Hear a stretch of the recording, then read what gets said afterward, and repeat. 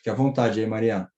Pessoal, Pode por tocar. favor, todo mundo dando consentimento aí para gravar, hein? Sim, Sim. não adianta. Podemos Lembrando, começar, então? quem não der o consentimento, o sistema vai derrubar, tá? Uhum. Então, vamos lá. Boa noite a todos. Agradeço mais uma vez a presença de todos aqui. Sejam todos bem-vindos a mais um evento do Comitê de Relações Trabalhistas no Direito Digital, aqui da ANAD. Quero agradecer a ANAD, na pessoa do Dr. Ricardo, que sempre nos apoia e está aí presente nos nossos painéis, nas nossas lives, sempre dando um apoio técnico e emocional para a gente. Quero agradecer a doutora Maria Santos, nossa diretora do Comitê de Relações Trabalhistas no Direito Digital, que está impulsionando aí o nosso comitê em vários eventos, né? E a gente tem aí muitos projetos para seguir durante esse ano e o próximo ano também.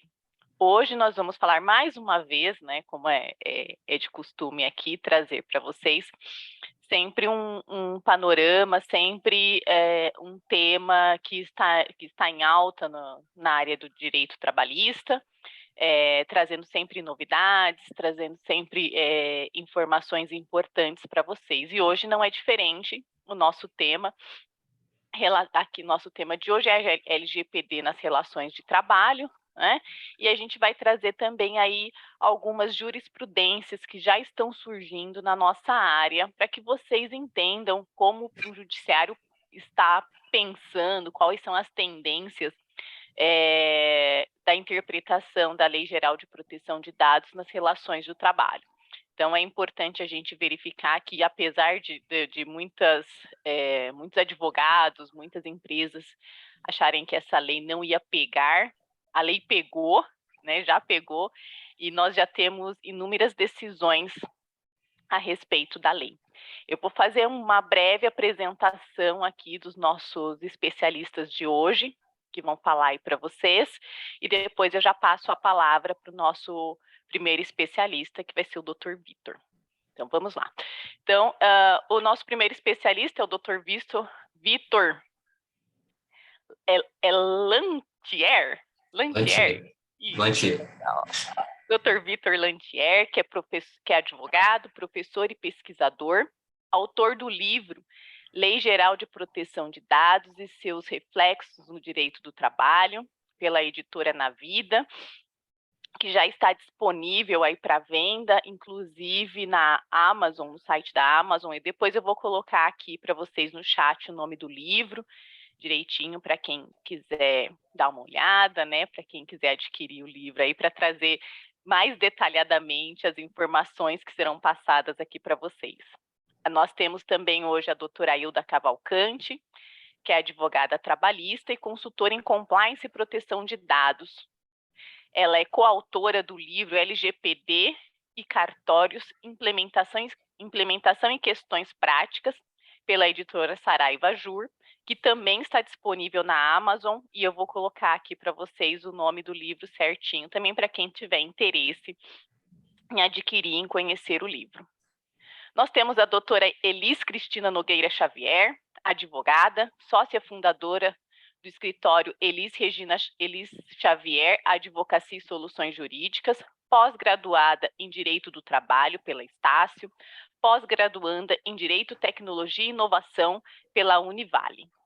Temos a doutora Fabiana França, que é advogada corporativa com 14 anos de experiência, mestre em Direito Ambiental, gestão de auditorias ambientais, DPO com certificação pela ICSIM, especialista em privacidade e proteção de dados e compliance e lei anticorrupção.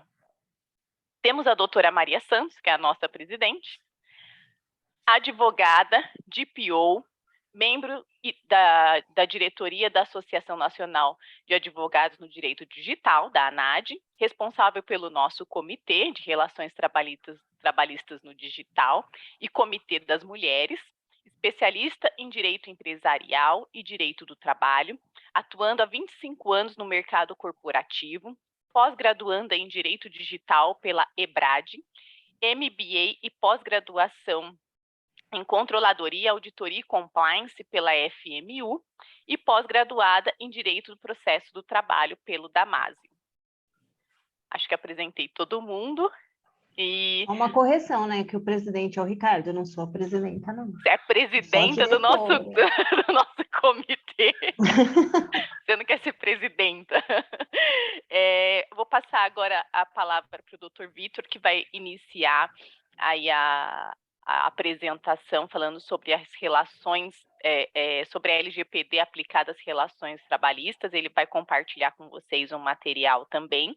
E aí, se for possível, também vou solicitar para o Dr. Vitor disponibilizar esse material para que a gente coloque lá no site da ANAD, para quem estiver aqui presente possa ter acesso. A palavra é sua, doutor. Só uma observação aqui, desculpa, doutor Vitor, lembrando que vai ficar gravada, né? Depois o doutor Ricardo vai postar lá no canal do YouTube da ANAD. Então, se quiserem rever, se quiserem compartilhar, se quiserem voltar, mandar pergunta, aí pode enviar por lá. Você falou alguma coisa das perguntas? Como é que vai funcionar? Ai, desculpa, eu sempre esqueço dessa parte das perguntas. Quem tiver perguntas a serem feitas, pode mandar as perguntas no nosso chat, tá? E aí as perguntas no decorrer da apresentação, conforme forem se encaixando, elas são lidas, ou então elas são lidas no final da apresentação, e aí os nossos especialistas respondem para vocês, tá bom? É isso. Agora seguimos. Obrigado, Renata. Nada. Boa noite, pessoal. Meu nome é Vitor Bilantier, sou advogado. Esse tema LGPD nas relações de trabalho é tema do meu estudo há 4 anos. Eu venho escrevendo sobre ele há 4 anos. E só nesse ano eu vou lançar 5 livros, mais ou menos sobre a mesma temática. Eu estou escrevendo um agora sobre direito digital, muito interessante, que engloba toda essa parte também. Mas vamos lá, vamos começar a apresentação. Vou compartilhar minha tela aqui. Tá aparecendo para vocês? Agora sim.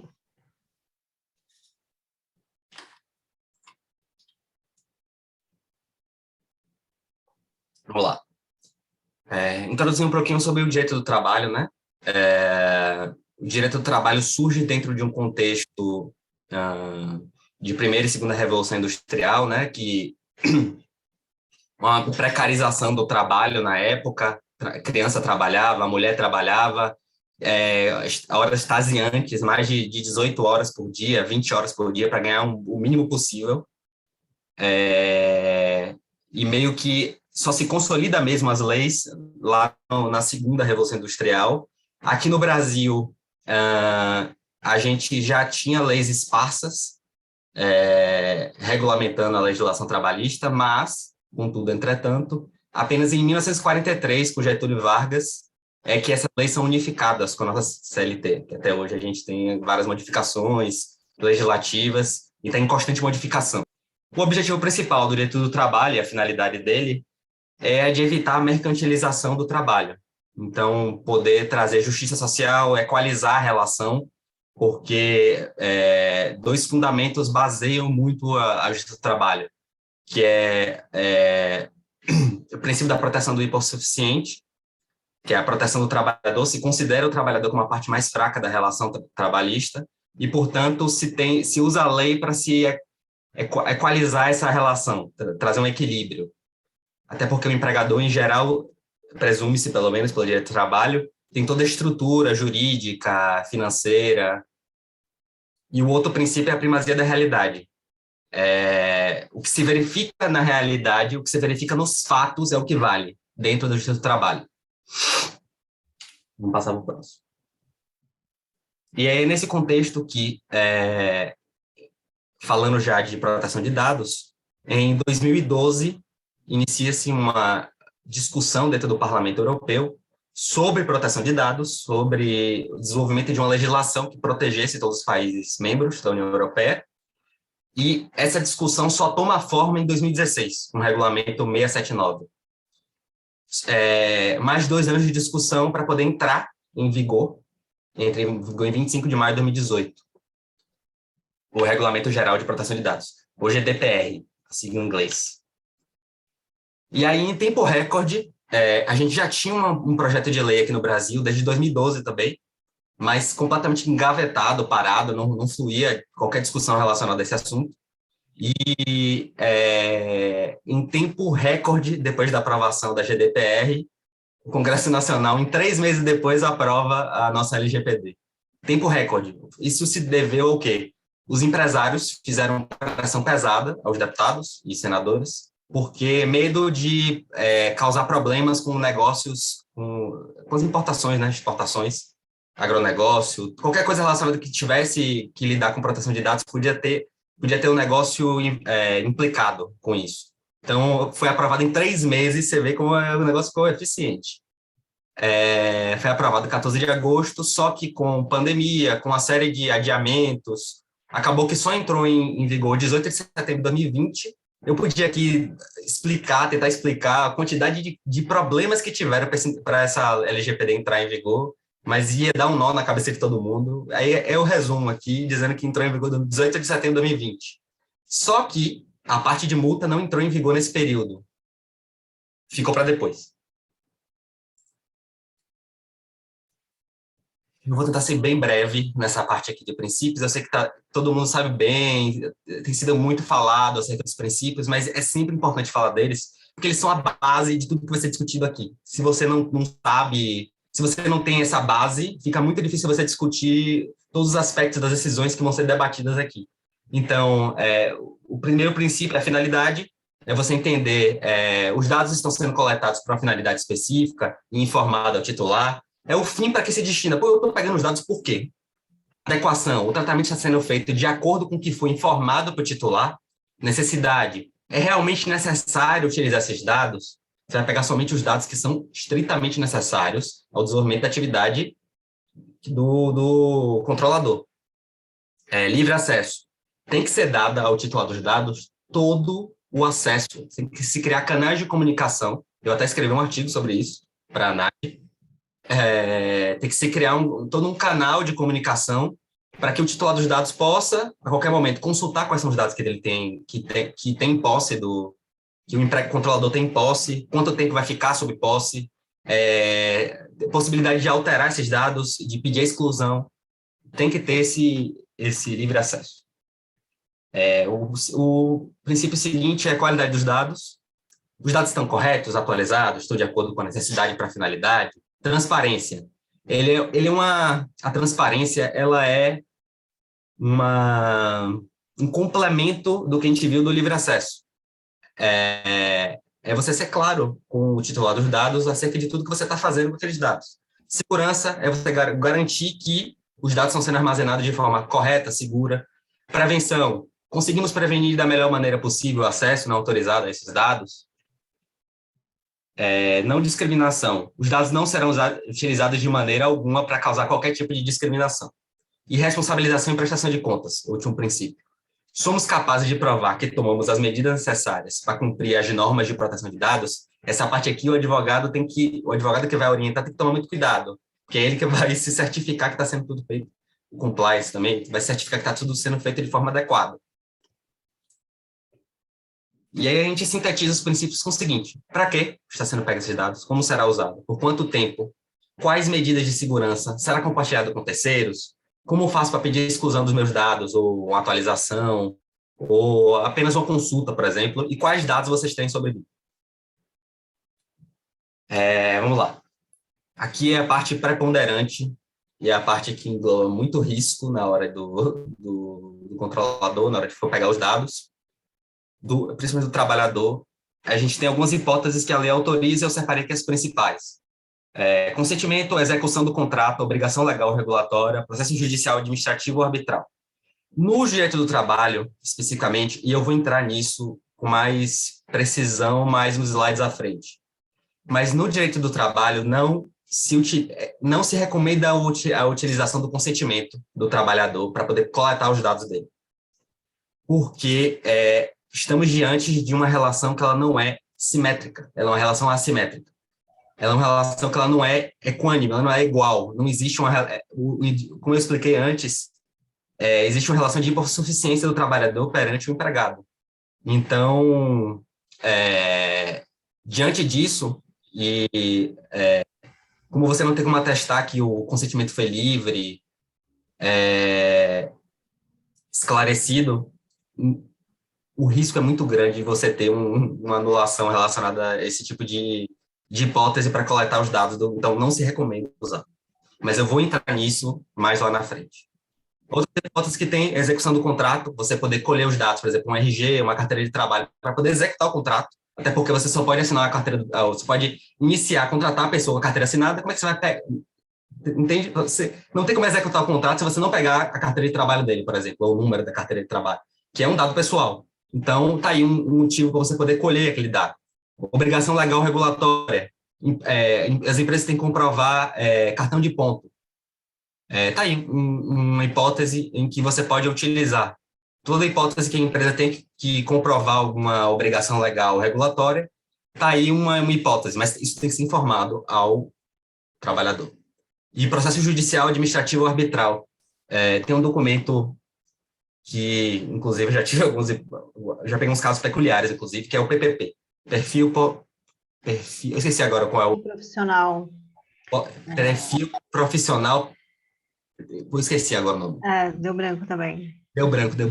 Mas o nome do documento é PPP. Ele contém informações relacionadas ao ambiente de trabalho do trabalhador, se tinha algum perigo, alguma coisa nociva à saúde dele, como é que se dava ali. Isso serve muito para a previdência, para caso tenha que se afastar, qualquer coisa relacionada ao tipo. E esse PPP, ele não tem prazo de validade, ou seja, pode passar 30, 40, 50 anos, a empresa tem que manter no arquivo esse PPP nos arquivos. Eu já cheguei a pegar um caso, eu era advogado do Walmart, e o Walmart, aqui em Salvador, o Walmart tem o nome de, aqui em Salvador, Bahia, ganhou o nome também de Bom Preço. Eles compraram um mercado que tinha aqui grande e mantiveram o nome porque era tradicional e tal. Eu peguei um caso de um reclamante que entrou com ação pedindo o PPP, e ele trabalhava na empresa, ele pediu em 2018, ele entrou com ação em 2018. Ele trabalhou em 79 na empresa. 1979. A empresa tinha guardado. A empresa tinha guardado os dados, o PPP não. Que o PPP, a legislação que criou ele é de 97. Mas tinha os dados guardados, o perfil dele, a ficha dele bonitinha, datilografada, por sinal. Não tinha computador direito aqui no Brasil. Enfim, deixa eu passar. Próximo. Proteção à vida ou incolumidade física, tutela da saúde, caso de acidente de trabalho, por exemplo. O trabalhador resolve subir na escada para poder consertar alguma coisa ali e acaba caindo e se corta, feio, chama a ambulância. E aí, para prestar socorro, vamos dizer que algumas vezes a empresa tem entre os documentos tipo sanguíneo. E isso pode ser importante ali para o socorrista na hora de prestar os primeiros socorros. Está aí uma hipótese que autoriza a empresa a conceder esses dados para preservar a vida do trabalhador. E a gente entra no último, interesse legítimo do controlador. Isso aqui é perigoso. Assim como o consentimento é outro ponto muito perigoso. Porque o interesse legítimo do controlador é um termo muito aberto, é um conceito muito aberto, conceito jurídico muito aberto. A legislação não traz um conceito acerca do que é interesse legítimo.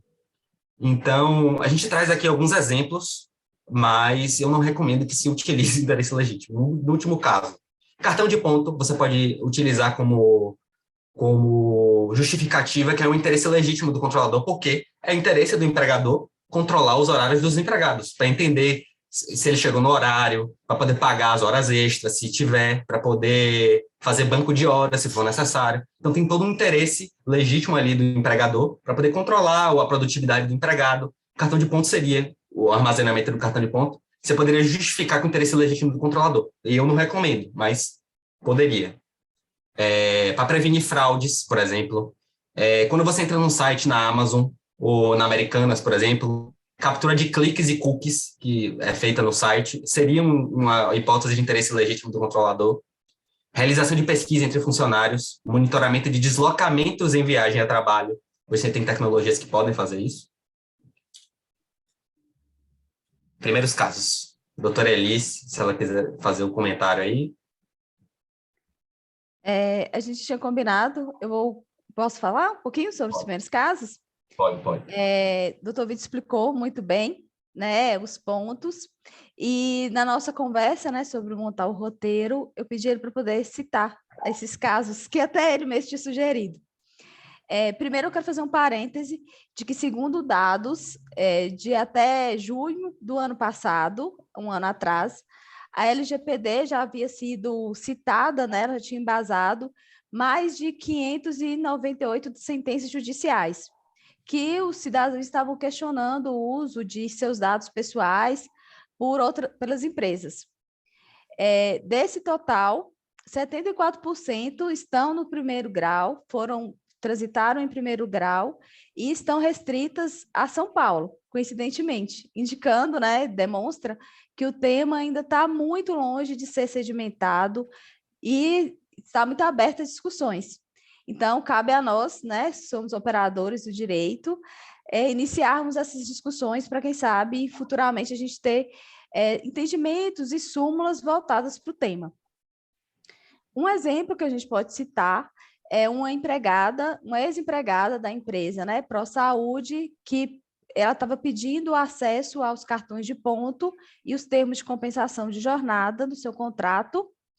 E em outro caso também nós temos uma professora que afirma que, em relação ao material didático e durante essas videoconferências de aulas, né, a gente passou, os ensinos tiveram que ser EAD durante a pandemia, então ela afirmava na sua inicial de que a escola, né, nunca se comprometeu por escrito com a segurança daqueles dados, que não havia muita transparência de como os dados seriam usados.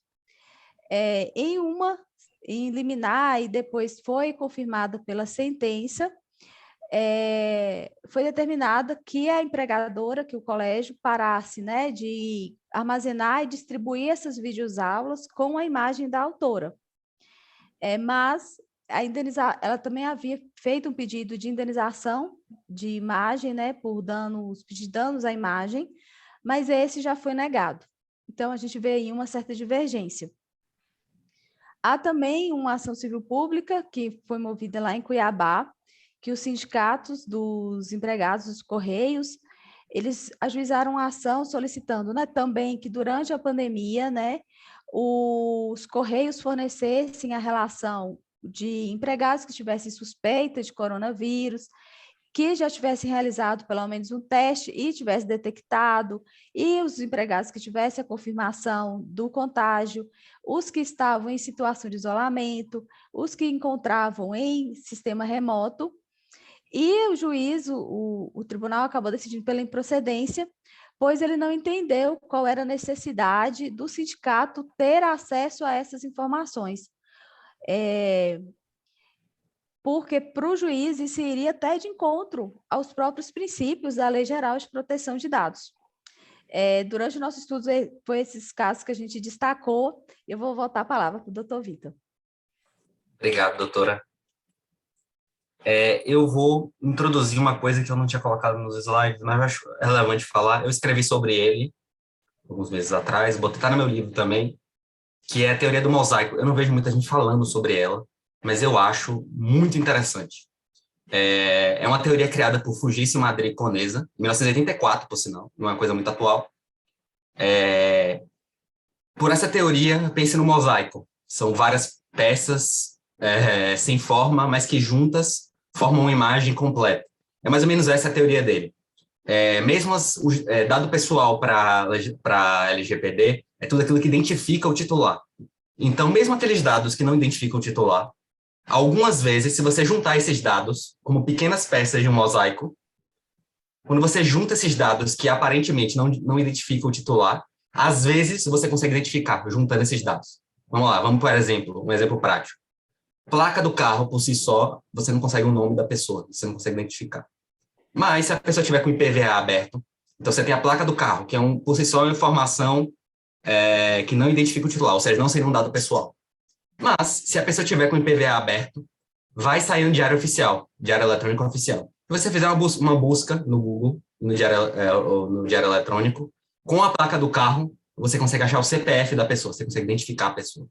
Mesmo não sendo um dado pessoal, pela lei, teoricamente, é uma informação que levou indiretamente ao titular. Então, por essa teoria, a teoria do mosaico, mesmo aqueles dados que são considerados irrelevantes, que não são considerados dados pessoais, devem ser protegidos pela legislação. Então, assim, é um cuidado extra que o advogado, que o DPO tem que tomar cuidado em relação, na hora de fazer a gestão de risco, mapa de dados que tem, que a empresa tem, tudo direitinho, tomar cuidado, inclusive com os dados que não são considerados dados pessoais. É um cuidado extra. Voltando para os slides, privacidade nas relações trabalhistas. Assim, esse é um tema que ele nunca foi muito bem abordado pela legislação trabalhista. Assim, quase não é abordado, basicamente, pela CLT. A gente tem decisões dos tribunais acerca do assunto, por exemplo, em relação ao e-mail. Em 2005, o TST, na figura do ministro Dallazen, acho que era presidente, foi relator desse processo, ele decidiu que um empregado entrou com ação contra a empresa falando que havia violação do e-mail corporativo da empresa. Que a empresa espionava, abria o e-mail, viu o que ele estava fazendo, o que ele não fazia. Isso em 2005. E o TST entendeu naquele momento, que seria plausível. Sim, a empresa teria o poder naquele momento de fiscalizar o e-mail corporativo sem restrições. Então, mesmo sem aviso prévio, nem nada do tipo, e-mail corporativo, é e-mail do trabalho, é equipamento do trabalho, a empresa pode abrir e olhar, espionar, não tem problema. Naquele momento. Mas a gente pula para 2012. O mesmo Dallazen julga outro processo e o entendimento já muda um pouquinho. Se entende que é o seguinte, deve haver regras dentro da empresa avisando que não se pode usar o equipamento da empresa, nem o e-mail, para coisas pessoais. Então, é uma precaução extra que a empresa tem que tomar. O e-mail corporativo só deve ser utilizado para assuntos do trabalho. Tem que ter uma regra explícita acerca disso. Tendo esse aviso, a empresa pode, sim, fiscalizar o e-mail de trabalho e o equipamento. Apesar disso, nesse mesmo processo de 2012, houve a condenação da empresa. Ele entendeu isso, o TST entendeu isso no final das contas, mas condenou a empresa a pagar R$60 mil de indenização por danos morais, porque se passou dos limites. É basicamente isso. E aqui, eu falei que eu ia adentrar mais o assunto acerca do consentimento e da hipossuficiência do trabalhador. Como eu falei antes, o trabalhador presume-se dentro do direito do trabalho que o trabalhador é hipossuficiente, ou seja, ele é a parte mais fraca da relação. Existe uma relação assimétrica ali entre trabalhador, empregador e empregado. A LGPD requer que haja uma manifestação livre, informada e inequívoca, e a fonte de inspiração para a LGPD, que foi a GDPR, a lei europeia, já traz no artigo 43 que o consentimento não deve ser utilizado de forma alguma quando houver desequilíbrio manifesto dentro da relação. Então, lá na legislação da GDPR, ele já prevê em casos relacionados à relação de trabalho, porque já se entende que a relação de trabalho é assimétrica. Mas aí a gente puxa um aviso, um disclaimer. Com a reforma de 2017, se criou a figura do trabalhador hipersuficiente, ou seja, aquele trabalhador com diploma e que recebe 2 vezes o teto do INSS, eu acho, se eu não me engano. Este trabalhador não se aplica essa presunção, então você não se aplica a ele a isso. É bom você tomar esse cuidado extra, a pessoa que vai lidar com essa parte de colher dados, é bom não usar o consentimento, que é um cuidado extra que você vai tomar para a empresa, mas legalmente falando, não existe essa proteção que existe para o trabalhador hipossuficiente. E aqui a LGPD é clara no sentido de trazer que o ônus de comprovar a validade da coleta de dados é do empregador, é do controlador. Então, lá em juízo, na hora que for questionado acerca disso, tem que estar com a documentação toda bonitinha, certinha, comprovando que a coleta foi feita de forma adequada, que não foi pego com base no consentimento. E aí o consentimento, para esse caso do trabalhador hipersuficiente, pode ser utilizado. Eu não recomendo, mas pode ser utilizado em casos, por exemplo, de manifesto benefício. O trabalhador hipersuficiente vai ter um benefício evidente, que é evidente para qualquer pessoa. Então, o consentimento pode ser coletado nesse caso, porque fica mais fácil de você comprovar que não houve qualquer invalidade relacionada ao consentimento que ele concedeu. Em relação ao empregado doméstico, a LGPD avisa, logo no início, que não se aplica à pessoa natural para fins pessoais e sem finalidade econômica. E a própria lei da doméstica fala que o empregado doméstico é aquele que presta serviço sem finalidade lucrativa à pessoa ou à família. A própria GDPR, que é a nossa inspiração, também toma cuidado com isso. Pessoa singular ou no exercício de atividades particulares ou domésticas não se aplica à GDPR. E aí, nesse sentido, a doutrina majoritária em relação a esse assunto entende que realmente não se aplica, porque não existe finalidade econômica. Apesar de ser uma atividade econômica, porque é um serviço, não existe finalidade econômica por parte da pessoa que está contratando. Então, não se aplicaria. Mas existe uma corrente divergente dentro do direito do trabalho, da LGPD, que entende que se aplica. Eu sou contrário a esse entendimento. Eu não entendo que não se aplica. Eles dizem que se aplica porque seria uma atividade econômica, simplesmente por causa disso. Tinha uma coisa interessante, eu não vi muitos juristas falando sobre esse tema. Quando eu escrevi, tinham pouquíssimos livros. Quando eu escrevi o meu livro, tinham pouquíssimos livros no mercado sobre LGPD nas relações de trabalho. Então, eu posso dizer que o meu livro é um dos primeiros que tem sobre esse tema. E eles não citam muito sobre esse tema, e eu achei muito interessante trazer ele aqui. Dentro do direito do trabalho, a gente tem a convenção coletiva e os acordos coletivos. A convenção coletiva ocorre quando mais de um sindicato está negociando ali sobre os direitos dos trabalhadores sobre aquela categoria. E o acordo coletivo, quando é um sindicato com uma empresa ou com um conjunto de empresas, um grupo de empresas. Dentro do direito do trabalho, tem uma peculiaridade interessante. A gente pode usar a convenção, as normas coletivas, para suprir lacunas referentes à LGPD. Então, a gente pode definir naquela categoria específica como a gente vai fazer o tratamento, como é que vai colher os dados daqueles trabalhadores daquela categoria, porque cada categoria tem uma especificidade.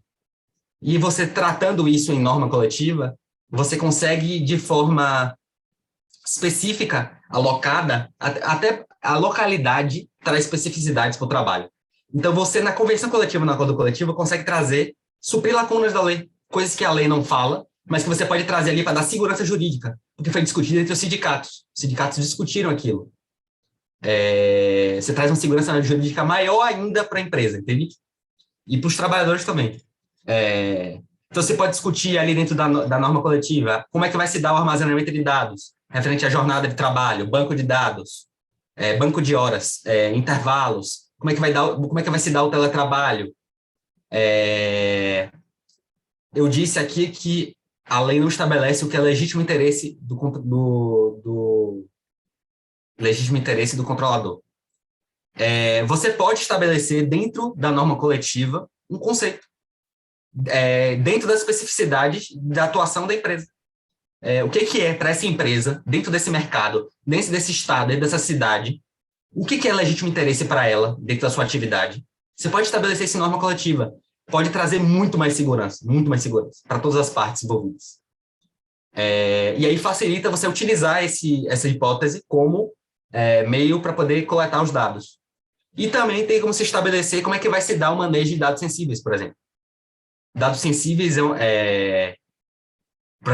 dentro do direito do trabalho, por exemplo, filiação sindical é um dado sensível. Pode ser usado contra um empregado. Então, é um dado importante a ser protegido. Você pode, dentro da norma coletiva, definir como é que vai ser armazenado. Quem é que vai manejar esses dados? De que forma? Todo esse tipo de coisa. É uma coisa muito interessante. Vamos para a fase final. Produção de dados na relação de trabalho. Nós temos na fase pré-contratual, geralmente é o período para tentar se contratar a pessoa, né? Então, se coleta currículos, histórico funcional, os primeiros documentos ali de identificação da pessoa. Então, tem que tomar cuidado, tem que, para se coletar esses dados de currículo.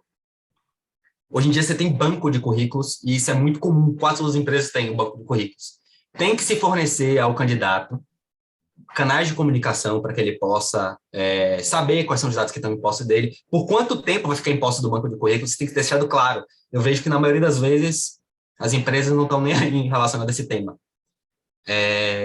Outro ponto importante é que, hoje em dia, nessa fase de seleção de currículos de emprego, hoje em dia as empresas têm terceirizado para empresas que usam algoritmos, usam dados para poder fazer isso.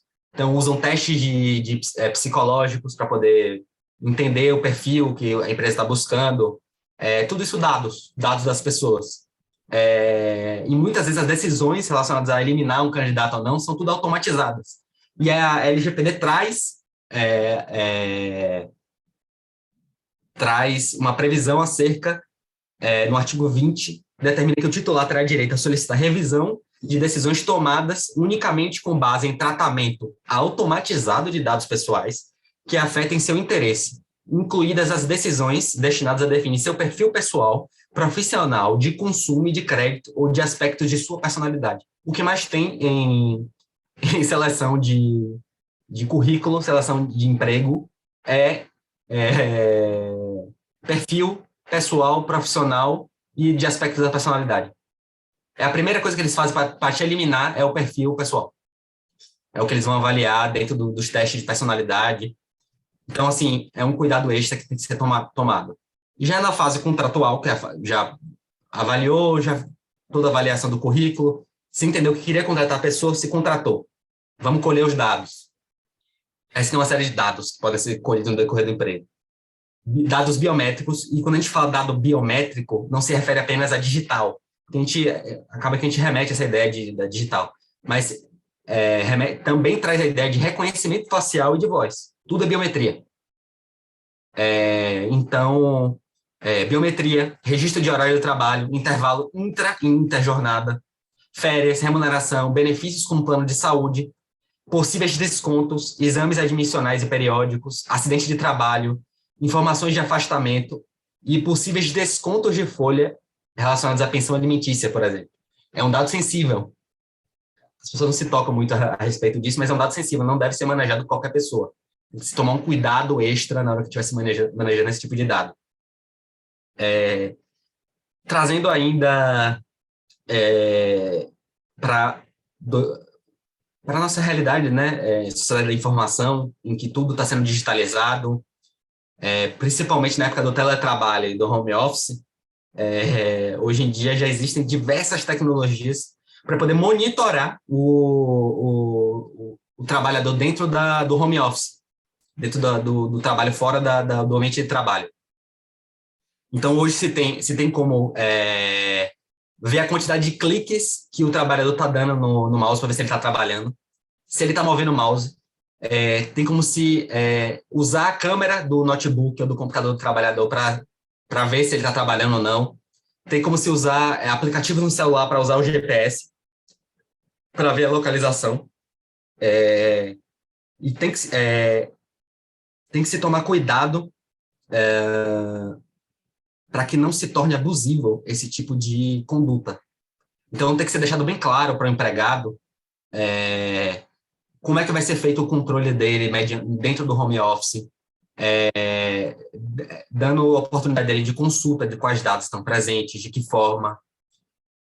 Eu evito os jeitos menos invasivos para se entender a produtividade do empregado ali dentro do home office. E, por último, encerrando minha fala, passando para meus colegas aí, a parte da fase pós-contratual, quando você tem a rescisão contratual, o término das relações de trabalho, você tem mais produção de documentos, verbas decisórias, se a rescisão ocorreu com ou sem justa causa, se partir de iniciativa do empregado ou do empregador, o perfil proficiográfico previdenciário, eu botei aqui, lembrei, o PPP.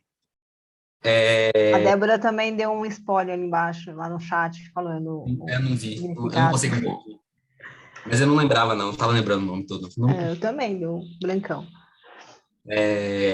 E aqui, no período de demissão, é como eu falei, os documentos que o empregador, que é o controlador, precisa comprovar em juízo o cumprimento deles, o titular dos dados não tem como pedir a exclusão.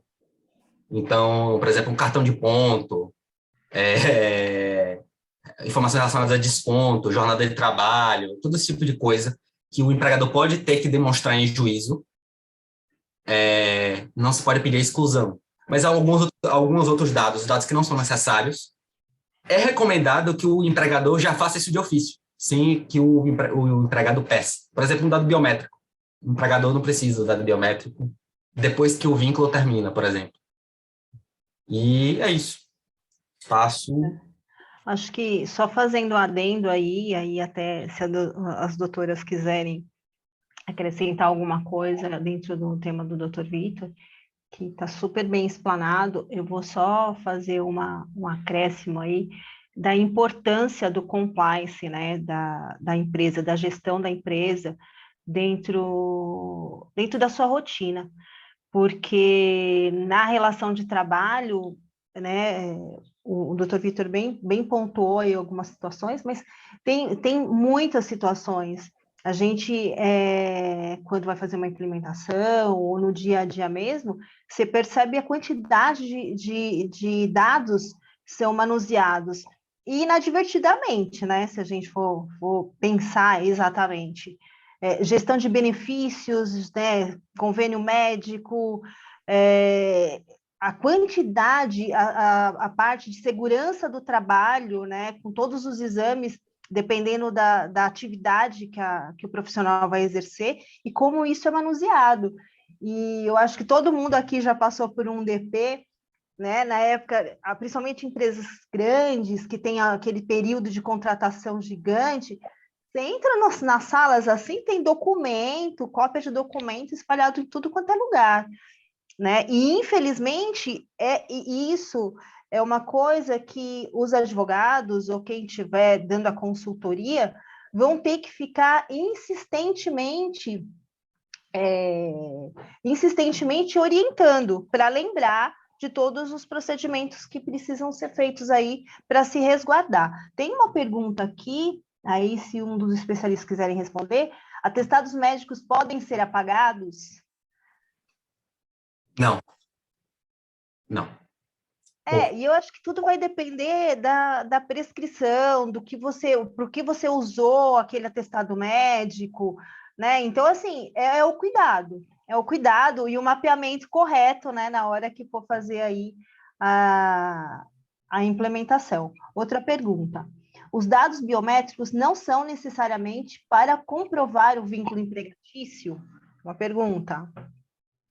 Alguém responde? Victor, Elis, Como um bom advogado, é o famoso depende, né? Numa pergunta muito genérica, a gente tem que entender o contexto, por que eu estaria coletando esse dado biométrico, né? Como bem apresentado pelo Dr. Victor, ele trouxe ali os princípios basilares, o qual vai respaldar o tratamento, o qual você vai coletar aquela informação.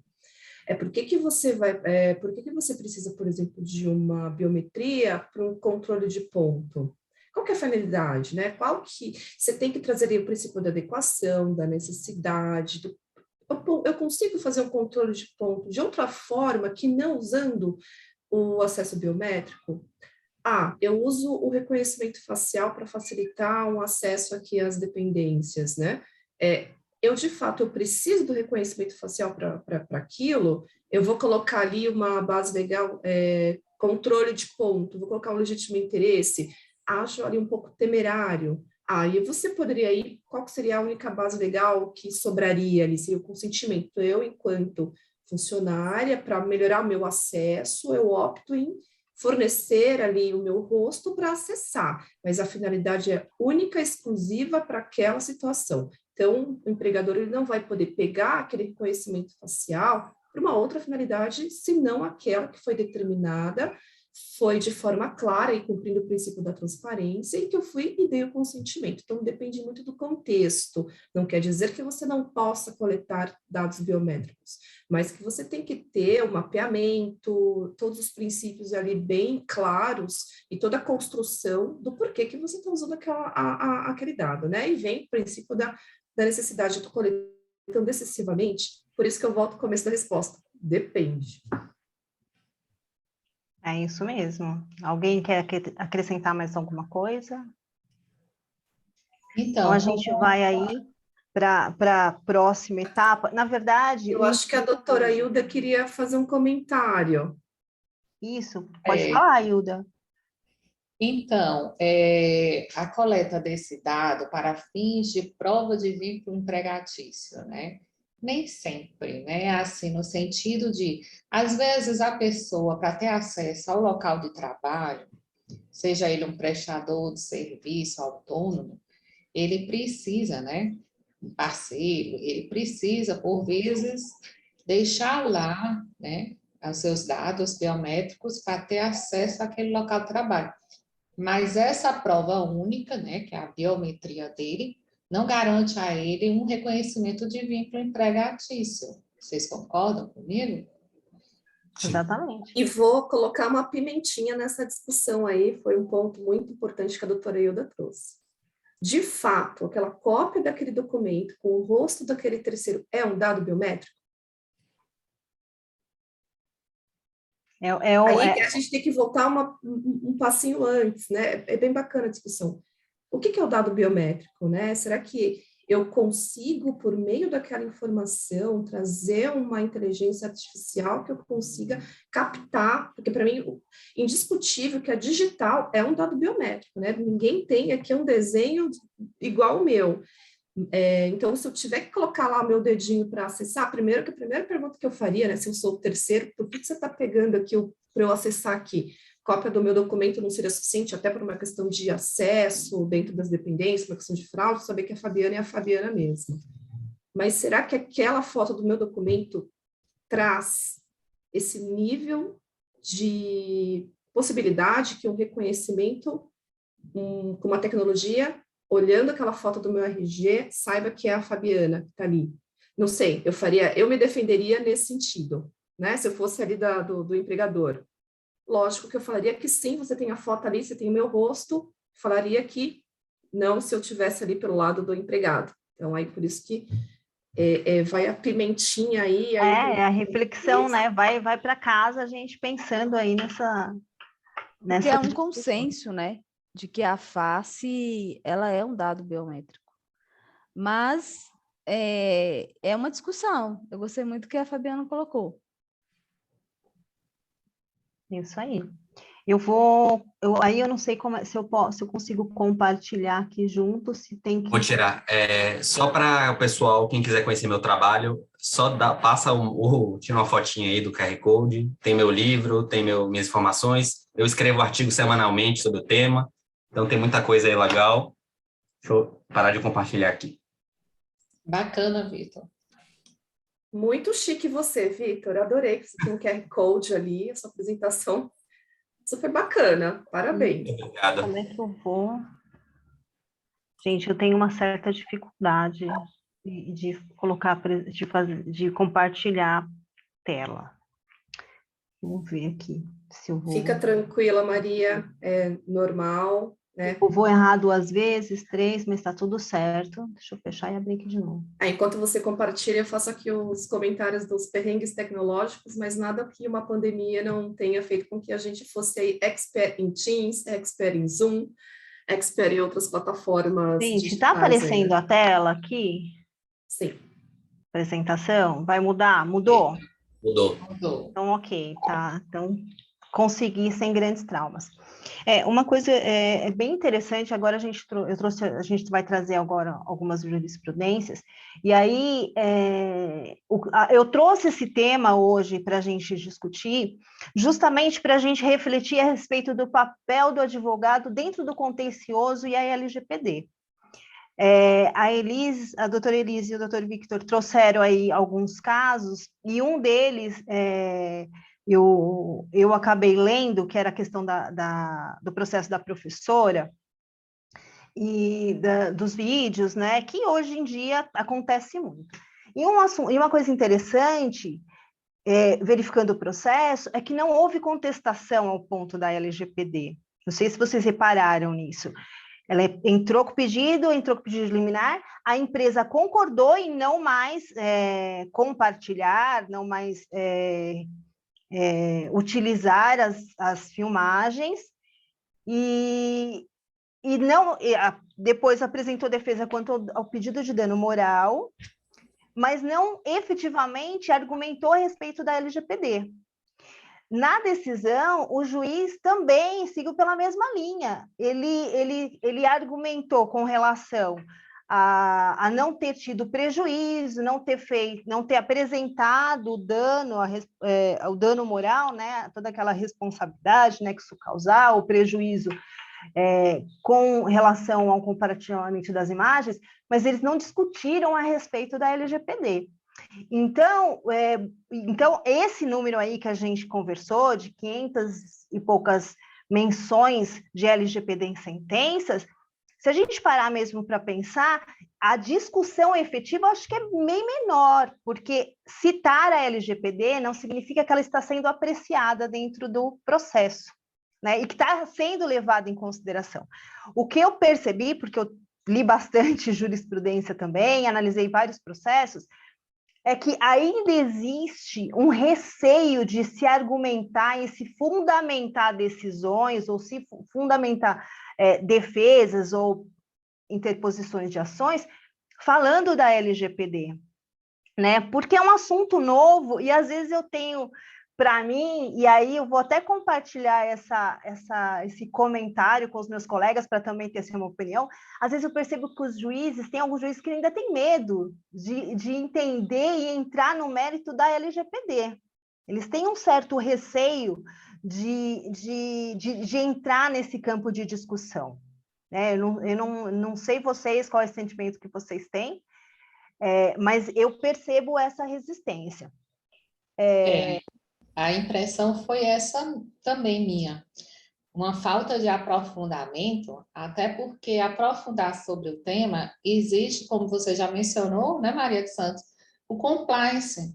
Então, o jurídico hoje, que analisa uma decisão dessa, ele sabe o impacto que tem nas operações do seu cliente, né, que foi condenado a, por exemplo, uma que a gente vai mencionar aí, de um dissídio coletivo, condenado a dar livre acesso ao prontuário, né, funcional daquele empregado. Então, assim, as repercussões de algumas palavras, né, citando a lei, ela é muito além do que você simplesmente dizer que está conforme ou não à lei, da forma do princípio da legalidade, né? Você não é simplesmente estar obedecendo um trecho legal. Você não consegue fazer isso apenas. Você tem que implementar ações que comprovem, na realidade, que está sendo cumprida aquela lei. Por isso, o compliance, a conformidade até jurídica, e esse é o grande dilema aí dos tribunais, né? Então, tanto as pessoas que estão requerendo, os autores da ação, que estão requerendo de uma forma genérica, eu quero ter direito a isso, isso, isso, isso, e o empregador, por sua vez, não sabe o tipo de condenação que ele pode estar sujeito ali, a repercussão daquela condenação. É assim, está todo mundo aí assustado, mas é uma realidade e o judiciário já vem trabalhando com isso, o TST já está avançando nessas decisões também, e a NPD, gente, no próximo mês já está mudando aí para valer, né? Eu tenho esse sentimento de que, né, que a doutora Renata comentou no início, a LGPD vai pegar. Gente, a LGPD já pegou, e eu acho que agora, para o segundo semestre de 2023, até porque por essa mudança da NPD nas questões punitivas, e o próprio judiciário agora começando a entender, de fato, a importância eu acho que vai ficar mais complicado as empresas não se adequarem, né? As empresas não se adequarem. Eu acho que e aí eu vou até trazer uma situação que aconteceu comigo essa semana, que um dos meus clientes, primeiro eles me pediram um orçamento para implementação de LGPD, né? E ele já é meu cliente, já comentei isso há muito tempo e ele não tinha feito nada. Uma semana depois ele me manda uma ação para fazer a defesa. Quer dizer, aí eu entendi, eu falei assim, nossa, mas ele está me pedindo orçamento para implementação, né? Nossa, que bacana, né? Conscientizou. Não era porque ele tinha recebido uma intimação, e aí ele falou, meu Deus, e agora? E eu vou ser bem sincera, e eu comentei ontem isso na reunião da RT, que é muito complicado para o advogado receber uma ação, né, com pleito de indenização de LGPD, sabendo que seu cliente não implementou, né? E eu acho que cada um de vocês tem dentro da sua carteira aí, de clientes, que vocês atuam como cível, trabalhista, ou generalista, e quantos desses clientes implementaram a LGPD? Então, assim, como é que a gente chega a inicial e se fala, ok, o que eu faço agora com isso? Né? Porque o ponto bacilar das defesas e o ponto principal é a gente mostrar o compliance, né? Que ela está implementando, que ela está fazendo, que ela está orientando, e, gente, as empresas não estão fazendo.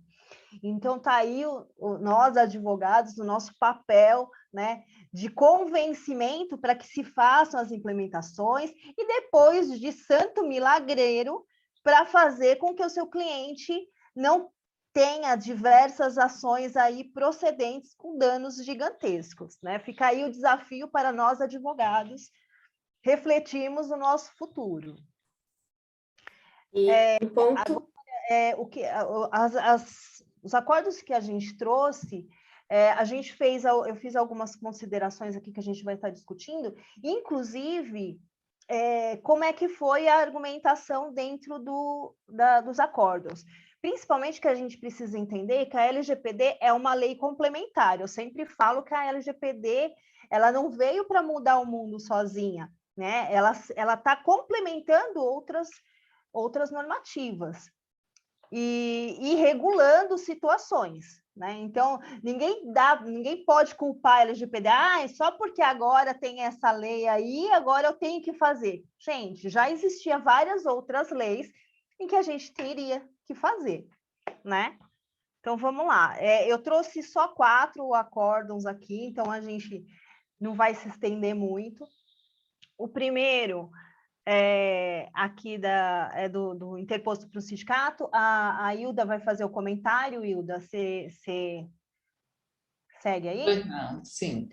Então, só iniciando aqui com a leitura da ementa, você verifica aí que ele foi, né, um dissídio coletivo proposto pelo sindicato patronal, né? Ele impugnou várias cláusulas de uma convenção coletiva de cerca de 110 cláusulas. Dentre elas, né, houve aí a impugnação a um acesso ao prontuário do funcionário, né?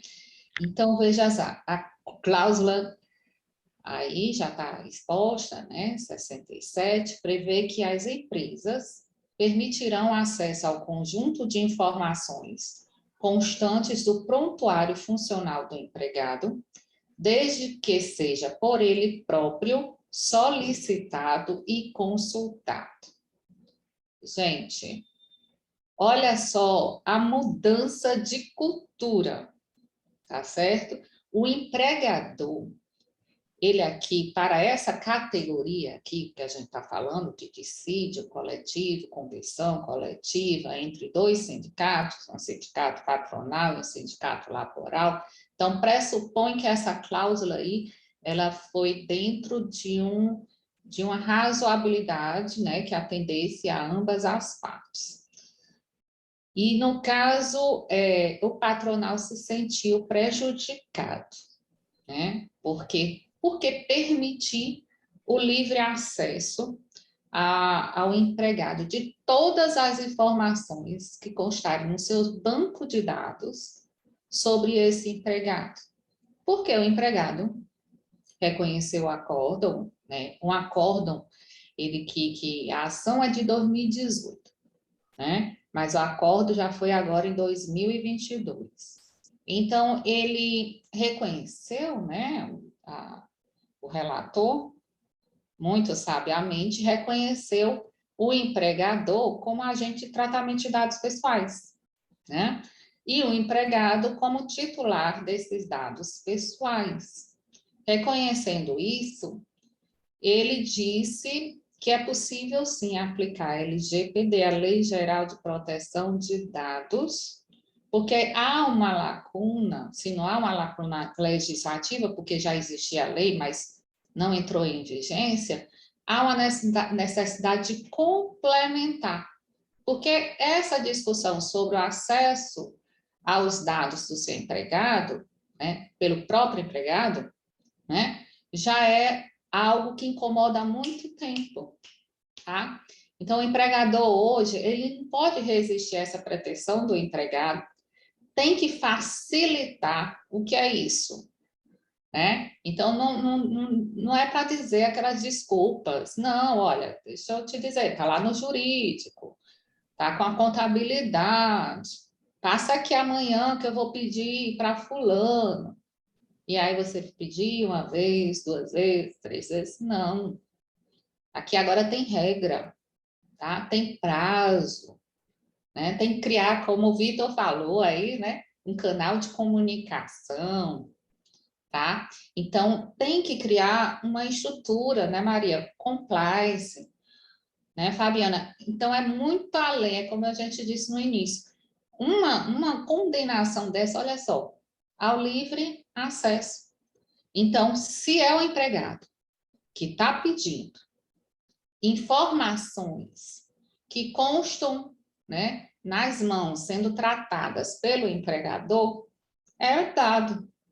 O empregador não pode resistir de forma alguma. Muito pelo contrário, ele tem que facilitar, tá? Então, se comprovado que o empregador usa dos dados pessoais do seu colaborador para poder aplicar na atividade econômica dele, então o laboral, né, nas relações laborais, ele está obrigado.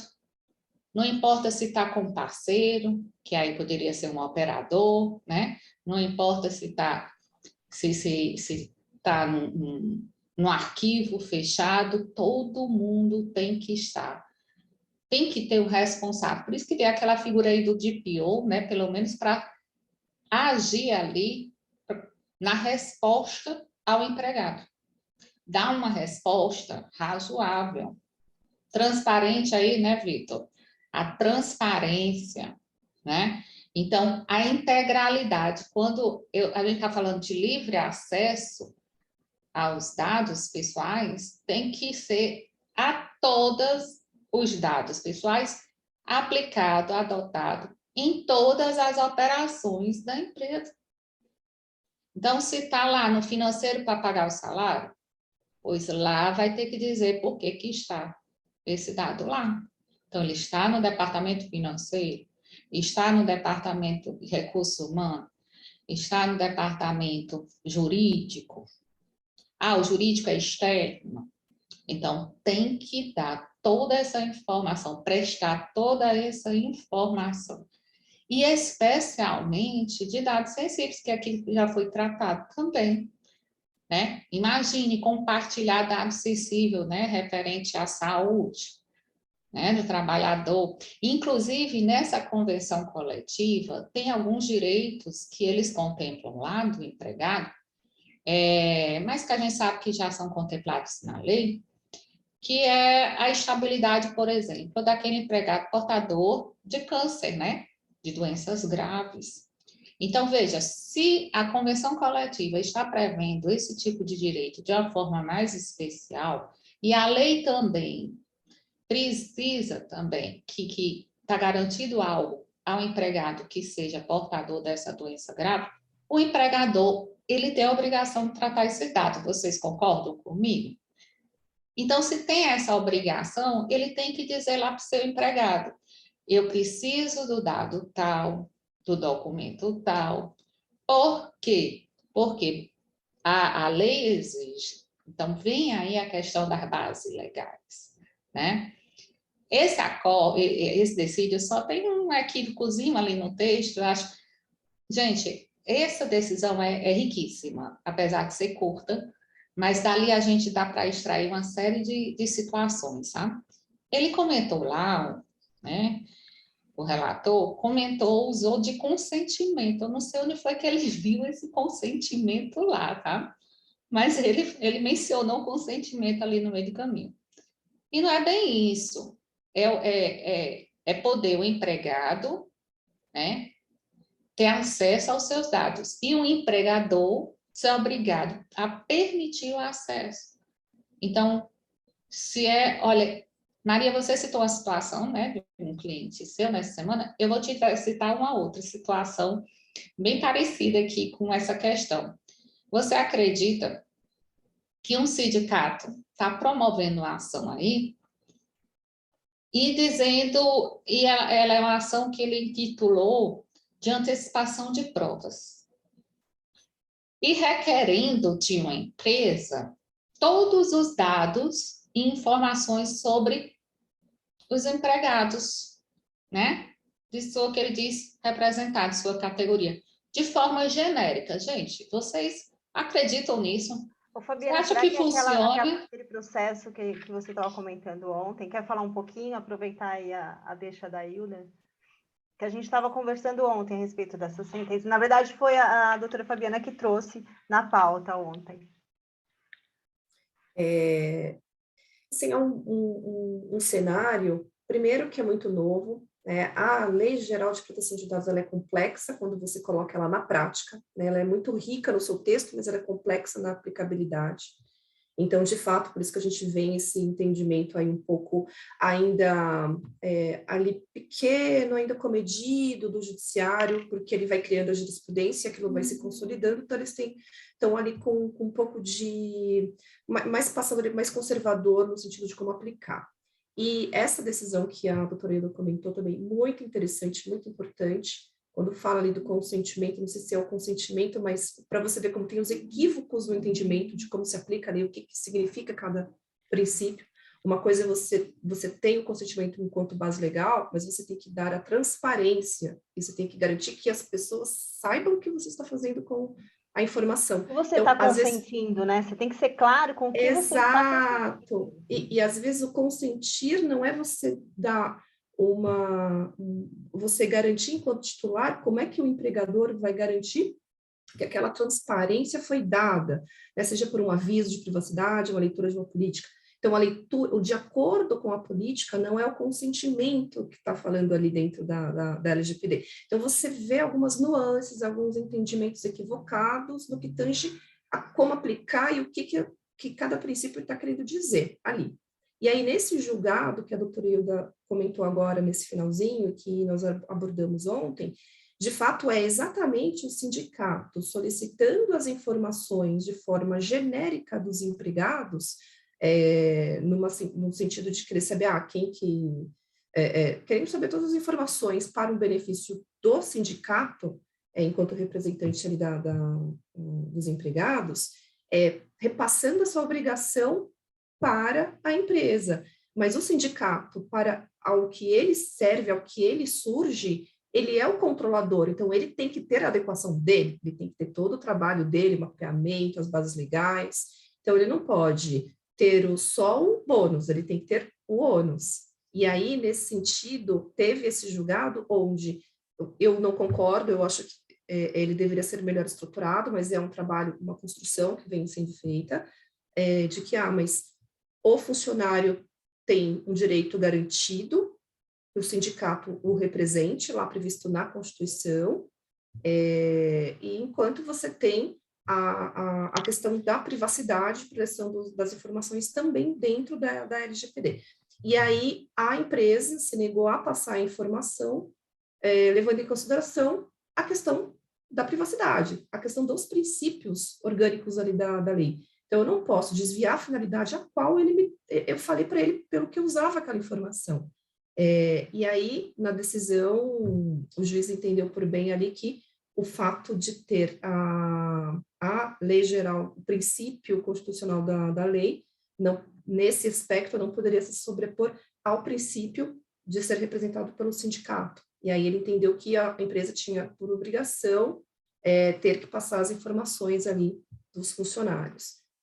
Em outra medida, você também tem entendimentos dizendo que não precisa, você não pode passar informação se você está descumprindo algum dos princípios a qual você tem ali estabelecido dentro do seu programa.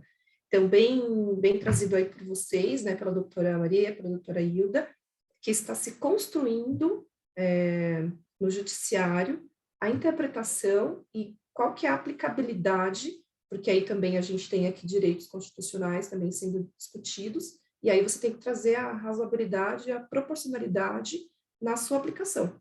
E a gente tem que esperar e tem que entender como é que o judiciário vai se portar, como é que ele vai aplicar, porque, como eu falei, a LGPD ela é complexa, o mercado está esperando como é que a NPD vai se comportar, como é que ela vai fazer a dosimetria, né? Esse é o grande documento que estão se esperando aí para 2022, 2023, como é que ela vai aplicar na prática aquela dosimetria, mas não significa que você não tenha outros órgãos aí aplicando, PROCON, Tribunal TRT, TST, Justiça Civil, você tem outros aspectos aí, outros órgãos também já aplicando, independente da LGPD, já está em vigor desde 2020.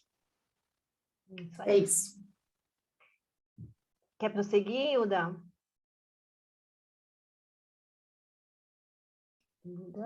Então, e na realidade, né, você verifica que se fosse para se utilizar o consentimento ali, é bem precário, né?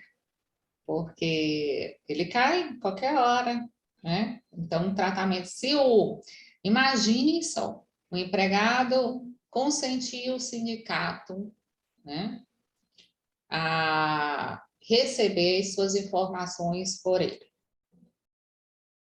E aí o sindicato trabalhar, né, em ações coletivas maiores, que duram um tempo aí razoável, só essa daqui, né, um dissídio, ele começou em 2018, ainda está sendo discutido em 2022. Então, é bem complicado você se utilizar só dessa base, como o Vitor disse, o consentimento e o legítimo interesse aí é bem precário, né?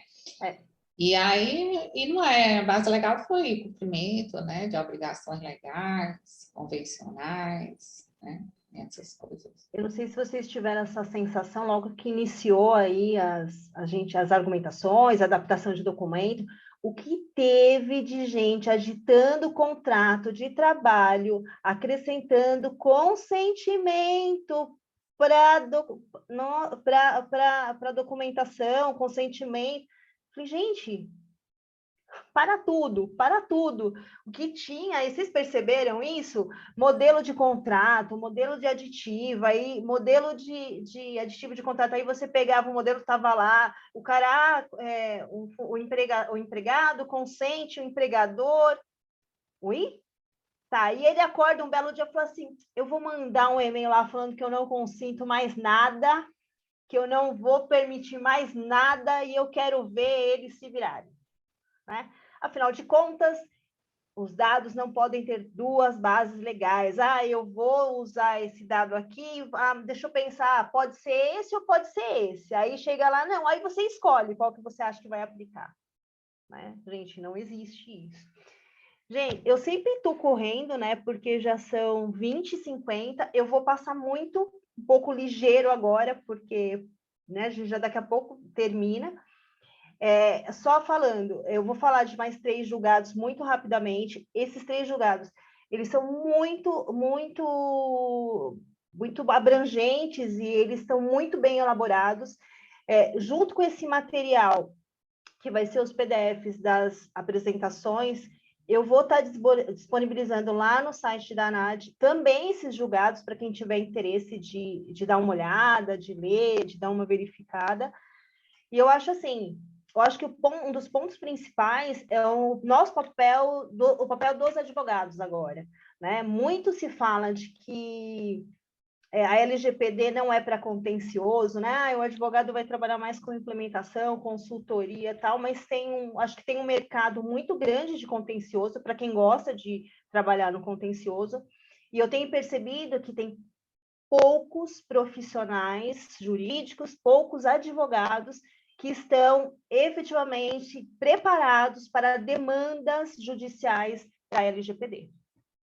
Por quê? Porque não é só aparecer e você ir lá ler a lei, né? Como é que a lei está exposta, né? Não é simplesmente fazer uma defesa argumentando a lei. Você tem que conhecer a implementação, você tem que conhecer os documentos que exigem, você tem que entender como é que funciona a inteligência artificial, você tem que entender como é que funcionam os programas, você tem que entender todos os processos internos, como é que flui, os termos, as políticas. E vamos combinar que os nossos colegas advogados, tem muita gente que não está nem um pouco interessado nisso. E só para complementar aí essa questão da atuação do sindicato, porque a gente tem que ver a atuação dos dois lados, laboral e patronal. Então, nesse caso que foi concedido, né, esse livre acesso, então aí as empresas agora teriam que estar realmente aptas para responder aos titulares dos dados, no caso seus empregados, dentro de um prazo e dentro do programado, do adequado, né? E aí o que acontece? Nós temos duas situações. Uma é que o empregado, às vezes, por maioria das vezes, não vai saber como usar seus direitos, como cobrar seus direitos, o que é que ele tem, né, para requerer. Que direito? Eu ganhei direito ao acesso à informação. Sim, mas como? E aí eu sustento a questão das ações educativas promovidas também no âmbito dos sindicatos, porque não adianta ele conquistar direitos lá e os titulares não sabem nem do que se trata. E também serve também para o sindicato patronal. Por quê? Porque os seus colaboradores têm que saber também como tratar os dados, né, de outras pessoas, deles, colaboradores, dos clientes, né, dos responsáveis pelos titulares das empresas, né, parceiras, enfim, qualquer pessoa natural. E aí, é esse trabalho de conscientização, que aí mudou cultura, como eu disse no início, mudou comportamento, mudou cultura, e para que a gente se adeque e não corra o risco de sofrer penalidades, porque quem não cumprir uma convenção coletiva, a gente sabe que tem previsão aí de multas e, enfim, além da indenização, né? Então, é complicado, tem que ter uma adequação em prazo razoável, sob pena de pagar multa por atraso, né? Então, são situações mais problemáticas que a gente vai ter que encarar, e o advogado, que é generalista, que está acostumado a fazer algo, ele tem até perdido algumas ações aí, gente, porque não tem como se defender, né? E agir, requerer, sem essas noções mais aprofundadas do que é a proteção de dados. Às vezes ele perde na segunda o laboral, né, um advogado que está funcionando aí do lado do titular, ele perde a ação na primeira instância e deixa por isso. E muitas vezes ele tem condições de recorrer, ele tem subsídios para requerer, e aí o que acontece, o mais grave, fica formando decisões e aí precedentes, e aí começa a tumultuar aí, né, a jurisprudência. Né? Exatamente. Acaba se construindo o que a gente fala de insegurança jurídica, né? Porque você vai trazendo uma construção equivocada. É esse ponto que eu sempre também trago aqui para dentro da empresa. Eu trabalho muito com a parte consultiva, como o César também comentou, tecnologia da informação. Tem que andar junto, jurídico, tecnologia da informação e compliance. É o tripé.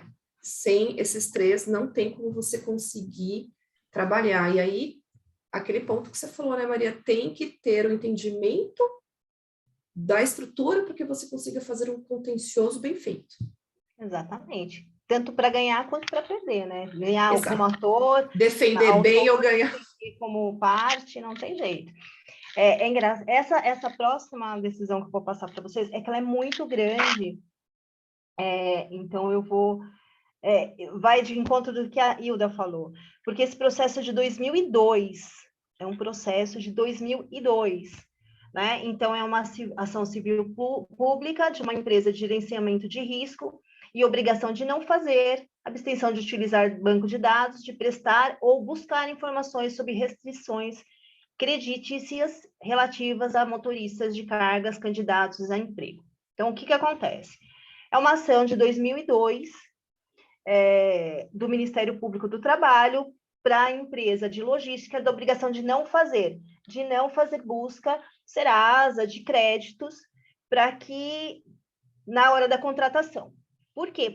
Primeiro, por que a empresa fazia isso? A empresa fazia porque a alegação dela, para ela ter o seguro dos riscos, etc., ela tinha que demonstrar que ela não estava em risco, né? E como ela mostrava isso? Olha, eu tenho funcionários que não devem para o Serasa, eu tenho funcionários que não têm antecedentes, etc. Decisão de primeira instância, eu vou apresentar, vou até dar uma acelerada, porque aqui já é uma decisão de embargos declaratórios lá do TST, né? Extremamente, excelentemente bem fundamentada. Essa é um acordo interessante de vocês olharem, né? Tanto que foi difícil aqui colocar, e que ele coloca todos os pontos. Então, assim, é uma ação de 2002, deixa eu ver se eu até coloquei aqui. Aqui é a decisão de primeira instância, que aconteceu em 2014, em que o tribunal entende que, ok, né, ele pode, não foi considerada uma ação aqui discriminatória, considerada a sua amplitude, tenha provocado a injustificada atitude discriminatória na seleção de pessoal, pelo só fato da existência de resultados positivos quanto à restrição creditícia. Então, assim, na primeira instância, falou assim, não, tá tudo certo, não tem problema nenhum. E aí, né, quando toda a fundamentação, eu trouxe só aqui é o objeto, né, que eu já mencionei para vocês, que é uma ação civil do Ministério do Público do Trabalho, para a ordem judicial lá, que ele se abstenha de utilizar banco de dados. É que, na verdade, a decisão lá era tão grande que eu falei o objeto antes. Aqui, as bases legais que foram utilizadas, que aí é quando eu falo que a lei, a LGPD é uma lei complementar, né? Então, o que foi mencionado de base legal? Quanto aos motoristas de transporte de carga, dispõe o artigo 13A da Lei 11.442/2007, a Lei 13.103/2015, que é vedada a utilização de informações de bancos de dados de proteção de crédito como mecanismo de vedação de contrato, como o TAC, Transportador Autônomo de Cargas, e o ETC, Empresa de Transporte Rodoviários de Cargas, devidamente regulares para o exercício da atividade de transporte. Então, vejam, era uma ação de 2002, e aí até chegar aqui, muitas outras regulações foram criadas para mudar todo esse entendimento. Aqui mencionou o artigo 1º da Lei 9.029 de 1995 e a Convenção 111 da OIT. Depois eu vou passar todo o material para vocês, gente.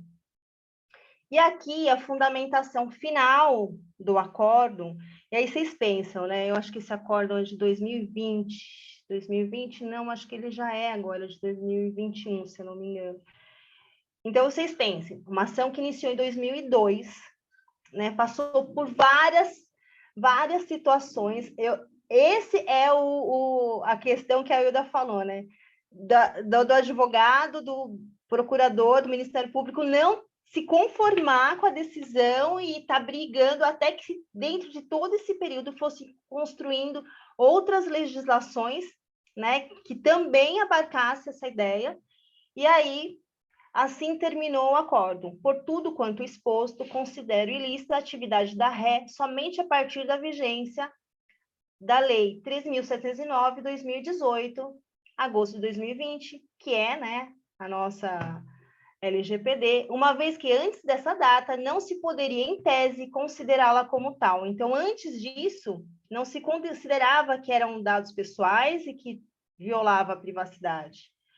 E tal conclusão implica convergência ao voto do eminente ministro relator, no sentido de condenar a ré a obrigação de abster-se de utilizar banco de dados, de prestar e ou de buscar informações sobre restrições creditícias relativas a candidatos, emprego, trabalho, seus ou de terceiros, a partir de agosto de 2020. Então, é bem aquela situação que a Ilda falou, né? E eu acho que essa Estava construção, numa decisão. essa construção positiva, né, das decisões, agora é o que a gente costuma dizer agora, é focando na pessoa e não especificamente no processo, né? Então, isso é bem legal. A gente tem visto isso nas decisões dos tribunais também. Exatamente. Essa aqui também é uma ação revisional, que é com relação a um termo de ajustes de conduta. Então, a autora, que é a Via Varejo, se insurge contra a sentença que julgou parcialmente procedente a ação revisional, tangente a cláusulas aqui do termo de conduta, aduzindo a revisão da cláusula 1 no sentido de ser possível a solicitação de histórico financeiro aos candidatos a cargo de confiança e que manuseiam numerários não caracterizada violação à intimidade ou ato discriminatório nos termos da Lei 9.029 de 95, que também é um processo antigo, né? Que aí vai combinando aí com as outras decisões. As bases legais citadas, a Constituição Federal, a Lei 9.029, a CLT, né? Então, aqui, de novo, né, falando que não só a Lei Geral de Proteção de Dados, ela veio complementar e veio regulamentar outros escopos legais que tinham e que já existiam aí, né? Deixa eu ver a outra aqui. Aqui essa daqui não está bem relacionado com a relação de trabalho, mas mais com relação à concessão de dados.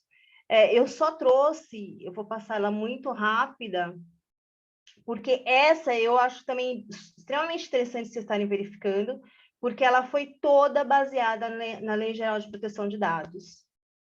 É uma da de segurança, efetuada pelo Ministério Público do Trabalho, contra o Instituto de Defesa Agropecuária, pretendendo a concessão de segurança para que seja atendida a requisição ministerial no sentido de fornecer ao impedente dados e elementos regulatórios requisitados no procedimento. Na verdade, é uma solicitação de que forme dados de produtos utilizados na agropecuária que poderiam ser nocivos, enfim. E aí, tanto a inicial quanto defesa fundamentam muito bem com relação, se baseando na Lei Geral de Proteção de Dados, se baseando nos princípios da Lei Geral de Proteção de Dados. Então, foi bem legal de estar lendo, porque aqui também a sentença, o acórdão, fundamentou e muito bem colocado todas as situações, tanto permissivas e não permissivas, dentro da LGPD, para ao final falar, ok, vocês devem conceder, porque aí ele entendeu que era de interesse público. Mas o que é mais bacana foi perceber justamente isso. Ele conseguiu colocar item a item, né? E para a gente que está estudando e está aprendendo, né? Porque a gente aprende todo dia, é uma lei nova, como colocar as colocações, a apresentação. Então, eu achei extremamente positivo, justamente por isso. Eu acho que deve ter sido um processo muito interessante, porque as duas partes sabiam o que estavam falando, conheciam a LGPD, conheciam a utilização da Lei de Proteção de Dados, os princípios, souberam argumentar, e quem, né, o relator que também fez a avaliação, também conhecia de LGPD e também soube argumentar nos pontos dentro e fundamentar adequadamente, né? Tanto que transitou em julgado, ninguém recorreu mais, porque, tipo, ok, você me convenceu, tá tudo certo, é isso mesmo. Eu não vi se tinha mais pergunta, porque aqui já terminou, né? Com tempo, até que não extrapolei tanto, né? Normalmente, a doutora Renata, que é a nossa coordenadora do comitê, e ela que cuida da parte dos webinários, e eu brinco com ela, que fala assim, ela é o relógio, né? Que ela vai cercando todo mundo e controlando todo mundo. Aí nas assertivas. Aí eu queria saber se alguém tem pergunta, eu vou dar um tempinho aqui para a gente discutir, se tem alguém aí que está assistindo, quer falar alguma coisa, quer tecer algum comentário, tem muito assunto. A doutora Andresa está aí, obrigada, Andresa, fofa. Gente, eu acho assim, são temas que a gente vai discutir muito ainda, muito, porque tem muita coisa para se falar, né? É o que a gente comentou, a jurisprudência está sendo construída, né? Como a doutora Fabiana disse, a jurisprudência às vezes, né, vai para uma linha que, né? E eu acho que o papel do advogado é de se inteirar, é de estudar, é de ter bons parceiros, né? Bons parceiros na área de tecnologia, bons parceiros na área de controladoria, de compliance, melhor dizendo, justamente porque, assim, para você elaborar uma defesa, para você elaborar um pedido inicial, não vai ser possível apenas pegar a lei seca ou pegar uma doutrina. Eu tenho certeza que a gente não vai conseguir construir teses só com isso, né? Não é como o Código Civil, você fazer uma área da família. Não vai ser possível construir isso só com a letra seca da lei. Esse é meu cachorro, gente. Acho que ele já falou assim, olha, não vai acabar? Aí eu abro agora para as doutoras e o doutor tecer uma última consideração aí para a gente encerrar, já agradecendo a todo mundo, pessoal aí, super obrigado, todo mundo ficou, ninguém acho que saiu aí né, quem entrou, ficou aí com a gente, super obrigado, o Ricardo vai estar, como eu disse no início, o Ricardo vai estar disponibilizando o vídeo no canal da ANAD. E é isso. Então, eu já vou encerrando aqui, e aí eu passo a bola aí para os demais. Aí eu vou falar aqui, Vitor, Elis, Hilda, Fabiana, nessa ordem, para a gente nos despedirmos aí do pessoal. Agradecer, né, a paciência de todo mundo aí. Foi um debate muito interessante, muitas explanações maravilhosas, e espero poder voltar aqui para poder discutir mais ainda sobre esses assuntos que eu amo. Para mim é diversão, é quase hobby. É isso. Obrigado, boa noite a todo mundo aí. Eu faço das palavras dos meus colegas as minhas. Eu agradeço a todo mundo que esteve com a gente. É um prazer estar nos eventos, né, da ANAD, receber os convites. E espero que a gente volte para poder discutir mais sobre LGPD nas relações de trabalho. Muito obrigada. Isso mesmo, uma satisfação, né, participar aqui novamente desse bate-papo, dessa discussão. Acho que realmente precisamos abrir espaço para a discussão de cada uma dessas decisões, ou pelo menos escolher as mais, né, que tenham ascendido mais, né, as instâncias e se consolidado mais acho que é a necessidade de todos. E, como vocês viram, eu sou muito, assim, pelas iniciativas educacionais, né, porque é a base de tudo, e a consolidação também. Então, ações educacionais, aí dentro do compliance, a conscientização, e aí eu faço a referência lá ao livro onde eu fui coautora. O primeiro capítulo fala bem essa questão da conscientização, né, para aplicar a LGPD e proteger dados pessoais. Boa noite e obrigada. Boa noite, boa tarde, bom dia, né? Quem sabe. Bom, primeiro eu queria agradecer ao Ricardo, a Maria e a Renata pela ótima coordenação aqui do evento. Agradecer também o Vitor, Dr. Vitor, a doutora Hilda e a doutora Elisa aí pelas ótimas explanações, pela discussão riquíssima que tivemos aqui hoje. E finalizar assim, quanto mais a gente estuda, menos a gente sabe. Só sei que nada sei. Porque é um tema que nunca vai se esgotar. É o que eu brinco aqui com o meu time, fala de tédio, a gente não vai morrer, porque privacidade e proteção de dados. Um único tema, relações trabalhistas, para um recrutamento e seleção, daria aqui um webinar de uma semana. Mas gira o resto dos pontos ali que o Dr. Vitor apresentou no começo aqui desse webinar. Então, agradecer mais uma vez a ANAD por esse Comitê de Relações Trabalhistas, para que a gente aí siga sempre estudando e podendo trazer aí para a comunidade conhecimento, expandir aí o conhecimento que nós podemos aí trazer para todo mundo, tá? Garantindo aí a privacidade e a proteção de dados de todos, inclusive os nossos. Gente, deixa eu aproveitar uma última. Eu prometo que eu vou parar de falar e eu já vou embora. Lá no canal da NAD, o ano passado, foi ano passado, né? Eu já nem lembro mais que ano que eu tô. O ano passado a gente fez uma trilha, né? O que foram uma sequência de webinários, né, Ricardo? Eu não lembro nem quantos, acho que foram 6, 7, não sei, 7 webinários com toda a trilha do contrato de trabalho. Então, teve um dia que foi a pré-contratação, a seleção, inteligência artificial, aí depois a relação de contrato, aí o compartilhamento. Então, assim, tá tudo lá disponível. Quem quiser assistir, vai lá no canal da NAD, tem outros webinários super interessantes. O Ricardo está colocando o canal aqui no chat, não, mas eu boto depois.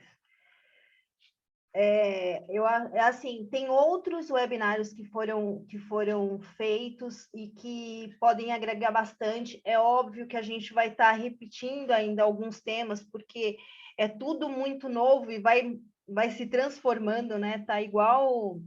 Aí, Ricardo, tá igual Gremlins, né? Joga água e... Acho que só eu que sei do que é Gremlins, né? O Ricardo sabe o que eu tô falando. Idade é um dado pessoal sensível. Esse eu não compartilho. Sim. Gremlins, acho que eu ouvi falar só, não conheço. Mas é isso, gente. Super obrigado. Agora eu vou dar a última palavra ao meu presidente, Ricardo, para encerrar o webinar. Opa, deixa eu só mandar o link aqui para todos vocês aqui, quem quiser. Não se esqueçam de se inscrever no nosso canal da ANAD Brasil. E, primeiramente, também, agradecer aí a doutora Maria, a doutora Renata, que sempre organizaram brilhantemente aí os eventos, né? Então, acho que a única coisa que eu faço aqui é tentar viabilizar o que vocês estão sempre querendo construir. E meu cachorro decidiu latir agora. Mas é isso aí. Gente, parabéns, doutora Hilda, doutora Fabiana, doutor Victor, doutora Elis também, sempre todos vocês muito brilhantes nas ideias aí, nas explanações. E só tenho a agradecer. Não só eu, né? Acho que todos aqui só querem agradecer a vocês o tempo, todas essas discussões são muito ricas, né? E cada dia a gente aprende mais. Eu, com certeza, vou assistir com mais calma. Amanhã eu já prometo publicar esse evento lá no canal. E aproveite e divulgue para todos os seus amigos, que é muito bacana, né? É legal porque vocês acabam tendo uma boa visibilidade e também transmitir o posicionamento de vocês, né? Que eu acho que isso é mais importante, não só para vocês, como também para nós, né? Então, principalmente essa parte de análise de jurisprudência é muito importante, né? No momento que a gente está vivenciando aí de privacidade e proteção de dados. E o que a gente puder aqui da ANAD ajudar a viabilizar, estamos aqui sempre com o espaço aberto para todos vocês. Tá bom, gente? Muito obrigado. Obrigado a todos e a todas. E aí, Maria, fica à vontade aí para finalizar. Tchau, gente. Boa semana ou meio de semana para frente. Até a próxima. Tchau, tchau. Para quem não jantou, bom jantar.